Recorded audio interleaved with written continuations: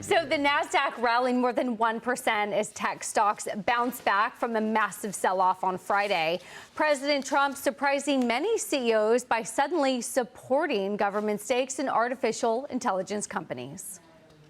There's so much money and it's so big that there are concepts where pieces could be given to the American public, where the American public essentially becomes a partner with the companies. It's like you make them a partnership in this revolution. It would be a beautiful thing, and it would make them rich.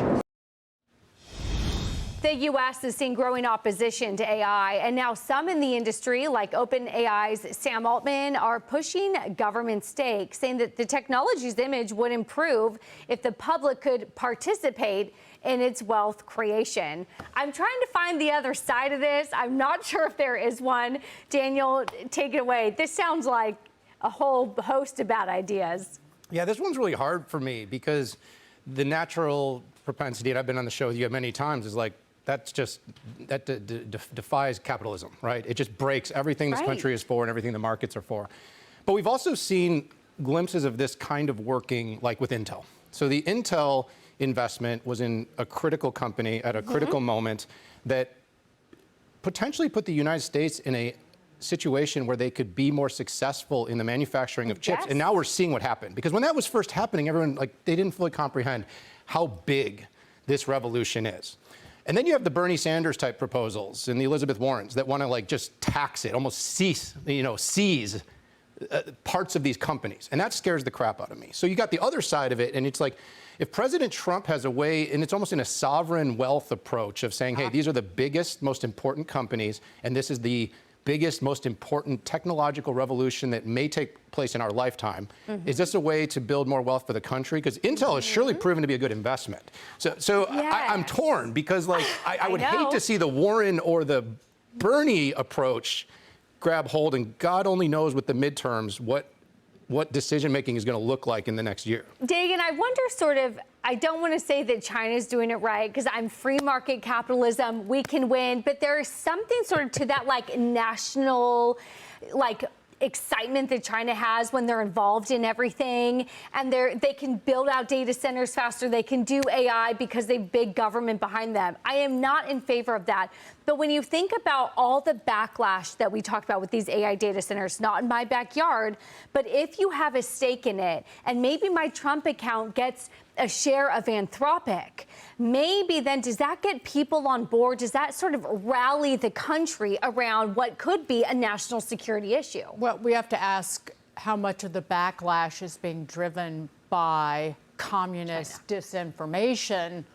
And I'll point out that Russia, according to Harold Hamm's book, Russia created the term fracking as a disinformation to turn America against hydraulic fracturing because they were concerned about the natural gas boom happening, which finally has borne fruit in this country.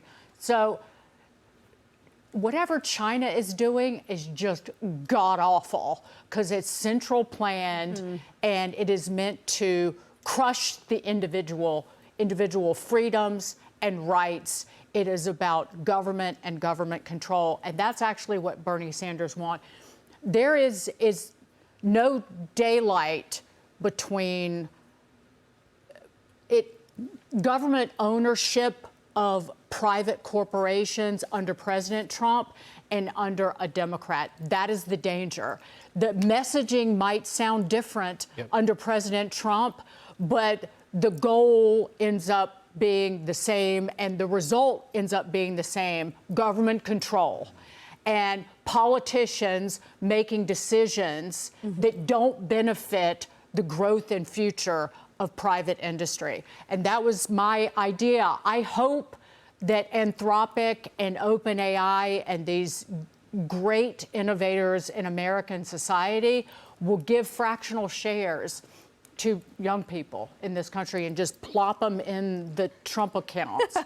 A girl can dream. Plop them in there. Can you say the again, word? You need the kind of tangible realization of what is happening in this country if you're not harnessing the kind of AI technology yourself. But be clear, like, we have done tax breaks and different states have handled things differently to incent different companies and pick winners and losers.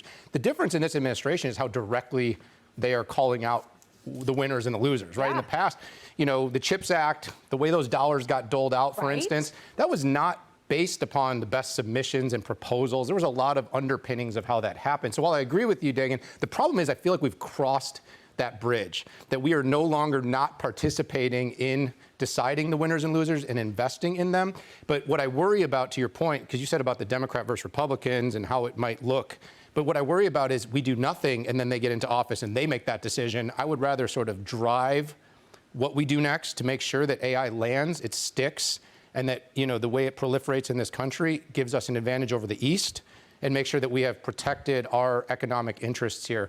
And I don't know what we're going to do, but just letting it run free and then letting the Democrats potentially make that call, that seems very risky I too. just will say quickly what I wrote to when Bernie Sanders introduced this proposal. He said, I'm introducing a bill that's going to give the public a 50% ownership stake in the largest AI companies in America.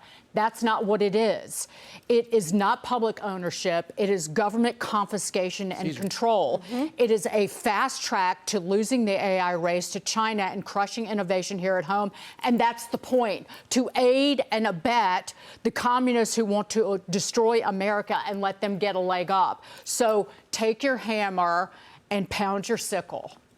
So I agree with you. I didn't like it when President Trump did it on Intel, and even though it paid off, to your point, I think that's kind of irrelevant. I don't want to see it out there. To me, it's kind of like an executive order where any president can wave a wand, kind of do what they want, cite national security, and all of a sudden be doing something that is really misaligned with what half the country thinks we should be doing. But the question that I have is, why are we approaching AI from this vantage point of taking stakes in the companies at all? What we were talking about a little bit earlier, existentially, Brian, you and I, you know, about federalism and the data centers and the states deciding. And I was saying maybe it would be better if there was some federal law around this so that states didn't decide and then therefore alienate the industry completely. Why can't we go to Congress? Why can't the Republicans put a bill together that and have it codified and try to pass it to sort of lay out the framework and what the infrastructure would look like? I don't like CHIPS Act kind of stuff going through Congress either, because I'm not interested in handouts and picking winners and losers. But why can't the federal government just decide how the nuts and bolts of it will work and standardize that for everybody now under this president? Right. So why don't we have a clear regulatory framework instead of buying these companies outright? I would prefer that to buying them outright, but I don't think politicians ultimately want frameworks. They want control. But do you think that politicians even understand the technology well enough to get in front of it to put regulatory policy But you know what into they place? understand? They understand power. Like they even Bernie Sanders gets AI is going to be a huge source of power in the future, and either that can be a disseminated source of power, or it can be held in the hands of the most power-hungry people in the world, the people who make laws in America. That's what these guys want. They want power. And if Republicans give it to them, like, I get it. Intel has been a good investment so far. But my gosh, Republicans are not going to be the guys in charge forever. It's going to be, you fill in the blank this time, Jackie. You say whatever name you want to, besides Fetterman, because it ain't going to be Fetterman.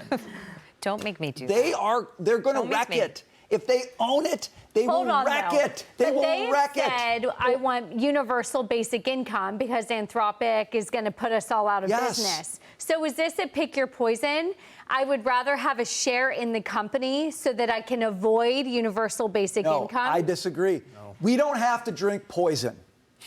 We can eat good, solid food. It's called capitalism, okay? Everybody gets so enamored. Just like with Russia. It's like, oh, Russia's going to beat the pants off us because they centrally planned, right? Then the history is written about Russia, and you realize they didn't even know how to make, like, they were making more nails than they could use because it was centrally planned how many nails they were making, okay? Why do we always envy the central planning communists? Stop it. Right. Capitalism. I agree with you. I think the only... One word, Chernobyl. Yeah, the only thing I would add to that is the regulatory frameworks are crushing our own innovation at times. When I've talked to the leaders and the biggest investors that are making moves in data center buildouts, it's not the chips. It's not the chips. It's the red tape to actually getting these things out of the ground. So they have their ways of creating friction. So whatever that means, we need to have a way to move faster. I want to stick on chips and AI. I want to talk about Marvell first, then we'll go to Micron. They are, okay, hold on. So back up. Last week, we talked about What are Marvell. you driving? It's a squeaky car. And NVIDIA's Jensen Huang said Marvell was going to be the next trillion-dollar company, right? Remember? S&P comes out and they say, guess who our next addition into the S&P 500 index is going to be? Marvell. Marvell Technologies. So if you're an index tracker, most people are thinking you now have to go buy Marvell Technologies if my benchmark is the S&P 500. They deserve it. It's as effective as June 22nd. And to talk about deserving it, they cleared the hurdle of 4 consecutive profitability quarters, which you need to join the index. They've removed Pool Core and Campbell's. And again, they're up about 220% year to date, which quickly leads me to Micron, up 200% year to date as well. So again, chips just totally back in vogue today. Quick comment. 2 of my favorite names. I know Matt Murphy well, CEO of Marvell. That company deserves it. They are one of the companies, other than Broadcom, that are building some of those important custom AI chips for Amazon and others.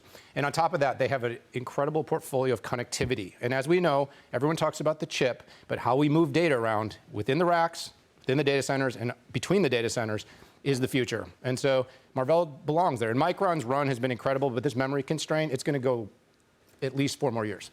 People are saying 2. Wow. I think it's at least 4, and it could be longer. So Marvell up 220% year to date, still an opportunity for investors. God, it's just crazy when you look at these moves that these stocks are making to say, okay, I'm going to buy it now. But then when I hear you say it's going to be a 4-year, if you believe in that, we have a $10 trillion.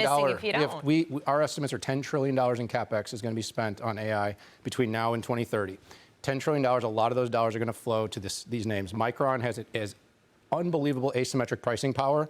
Its margins are going to be incredible, and they're being a little smarter about how fast they're building capacity because they've learned from the past. They're using it to give pricing power, which is going to create incredibly high pricing for some time. That's how we end up with $1 trillion in just semiconductor spend this year, just AI chips. I was going to say 10 trillion by 2030 is $2 trillion a year, Dagan. Is the money going to be there for that spend? Like, well, it's like nobody's looking at the numerator, though. When we talk about, capex as a percentage of GDP, we focus so much on how much capex and as if GDP is going to stay steady. But if you look at the studies, the McKinseys and everyone else out there, they're saying $20 to $30 trillion of productivity gains by the end of the decade. So the numerator in this equation, if we really get that productivity, these numbers won't be that crazy. But it isn't obvious yet. It isn't obvious yet. Yeah, I don't agree with necessarily those productivity numbers. Yeah, well, it's more isolated than, I think it's more isolated company isolation. It's more company specific than kind of broad-based economic or even industry-wide productivity. Although those startup numbers Taylor put up in the first hour were pretty interesting. So you liked my chart of the day. That was a great chart, by the way. But that's... We're going to end the segment on the high note. Continue. That's slightly different.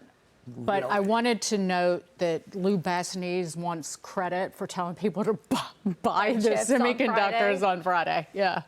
No Lou Bassanese commercials. He doesn't get credit unless he's in the chair. No, he was putting it on X. President Trump says there's no reason for the Fed to raise rates after a strong jobs report. So where does Warsh go from here? We're discussing next.